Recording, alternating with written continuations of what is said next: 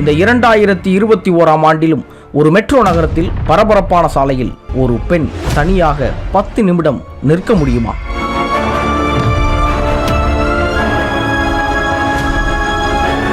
முதல்ல ஒரு பொண்ணு ஏன் போய் தனியா நிக்கணும்?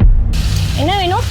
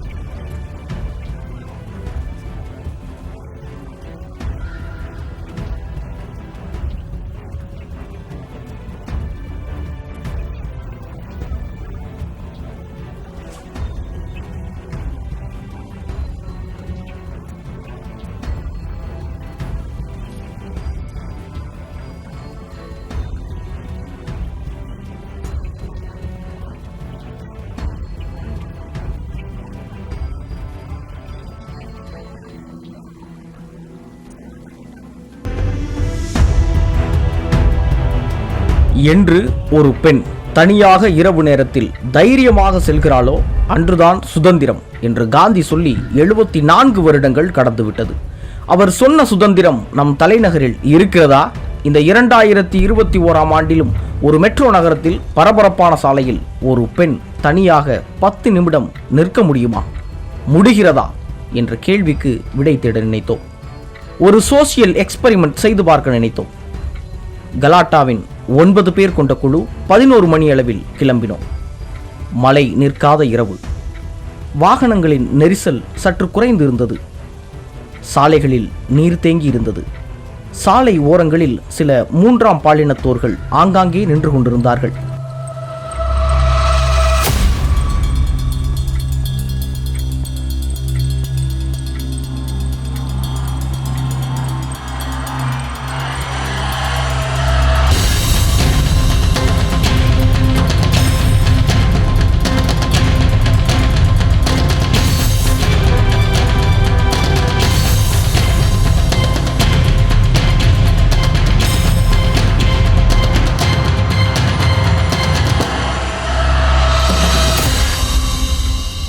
ஸோ இப்போ ஒரு விமன்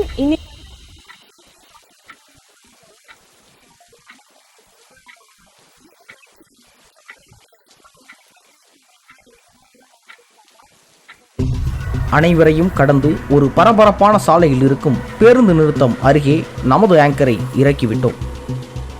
அவர் 8 பேர் கொண்ட குழுவின் கண்காணிப்பில் தான் இருந்தார். நமது ஆங்கருக்கு எதுவும் அசம்பாவிதம் நடந்து விடாத மாதிரி அவரை சுற்றி மறைவாக எங்கள் கலாட்டா குழு நின்று கொண்டே இருந்தது.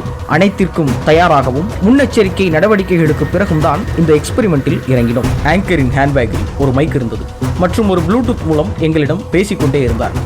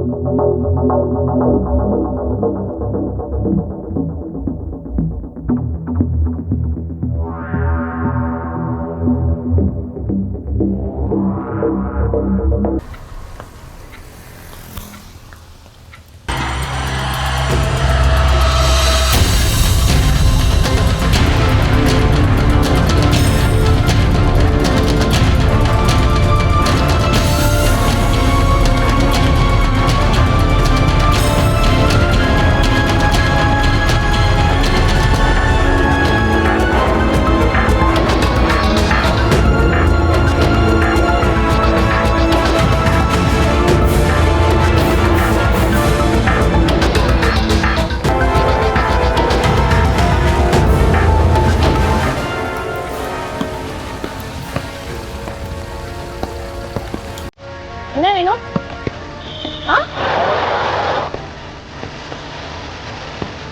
புரியல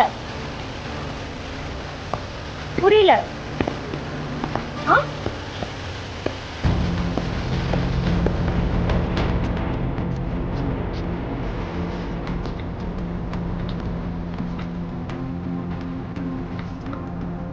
பேருந்து நிறுத்தத்தில் நிற்கத் தொடங்கிய ஓரிரண்டு நிமிடங்களில் ஆண்கள் ஈக்கள் போல் மொய்க்கத் தொடங்கினார்கள். முதலில் இருசக்கர வாகனத்தில் வந்த ஒருவர் தயங்கிக் கொண்டே நின்று கொண்டிருந்தார். என்ன என்று கேட்ட பொழுது கொஞ்சமும் கூசாமல் விலை என்ன என்று கேட்டார். அதன் பிறகு வந்த ஒரு காரில் இருந்த நபரும் அதே கேட்பார் என்று நாங்கள் எதிர்பார்க்கவில்லை. அவரது கேள்வி அதிர்ச்சியை அளித்தாலும் அதற்கு பிறகு வந்த ஒரு பெரிய இனோவா கார் அதிர்ச்சியின் உச்சத்திற்கு கொண்டு சென்றது. அந்த காரினுள் இருந்தவர்கள் அத்துணை பேருமே பார்ப்பதற்கு வயதிலும் அந்தஸ்திலும் பெரியவர்கள் போல் என்ற காட்சியை கொடுத்தார்கள். கையில் ஏதோ கோப்பைகள் இருந்தது. எப்படியாவது இந்த காரில் நமது ஆங்கரை ஏற்றிவிட வேண்டும் என்ற நோக்கத்தோடு அவர்கள் நின்றதை அறிந்த நாங்கள் கொஞ்சம் சுதாரித்துக் கொண்டோம். உடனடியாக நமது ஆங்கரை நமது அலுவலக காரில் ஏற்ற முயற்சி செய்தோம். விரைவாக ஆங்கரும் உள்ளே வந்தவுடன் காரை விரைத்தோம். காரை அங்கிருந்து நகர்த்தினோம். நமது காரை அந்த இனோவா கார் 2 கிலோமீட்டர் வரை பின்தொடர்ந்தே வந்தது எங்கள் பதட்டத்தை மேலும் அதிகரித்தது. பிறகு ஒரு வழியாக அங்கிருந்து தப்பித்து வந்துவிட்டோம். இந்த வீடியோவுக்கு கீழே சேலையை கட்டிக்கிட்டு போய் தனியா நின்னா செக்ஸ் ஒர்க்கர்னு நினைச்சு அப்ரோச் பண்ணதான் செய்வாங்க. முதல்ல ஒரு பொண்ணு ஏன் போய் தனியா நிக்கணும்? இப்படியெல்லாம் கமெண்ட் வரும் என்று எங்களுக்கு நன்றாகவே தெரியும். பெண்களின் பாதுகாப்பின்மைக்கு இன்னும் எத்தனை காலங்களுக்கு உடையை காரணமாக சொல்லிக் கொண்டிருக்க போகிறோம்? சேலை கட்டிய நமது வீட்டு பெண்ணும் கூட ஏதோ ஒரு சந்தர்ப்பத்தில் இரவு நேரத்தில் நமக்காக சாலை ஓரத்தில் காத்திருக்கக்கூடிய சந்தர்ப்பம் வரலாம். அப்போதும் கூட உடையைத்தான் காரணமாக சொல்வோமா? அப்போதும் கூட இந்த நேரத்தில் ஏன் ரோட்டில் தனியாக நிற்கணும், இவ இப்படி நின்னா அவனுங்க கேட்க தான் செய்வானுங்க என்று சொல்வோமா? அதே மாதிரி தான் ஒரு மாடர்ன் ட்ரெஸ்ஸோ சுடிதாரோ இங்கு விஷயம் அல்ல. ஒரு பெண் தனியாக நிற்கிறாள்.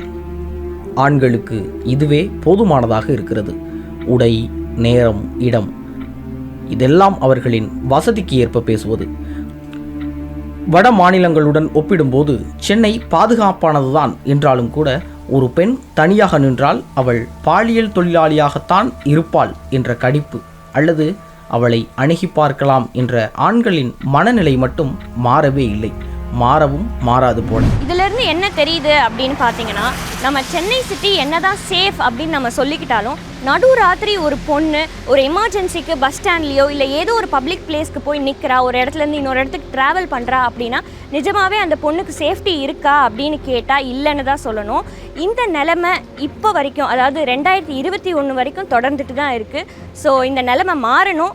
ஸோ இதுக்கப்புறம் இன்னொரு நிகழ்ச்சியில் சந்திக்கலாம். நன்றி, வணக்கம்.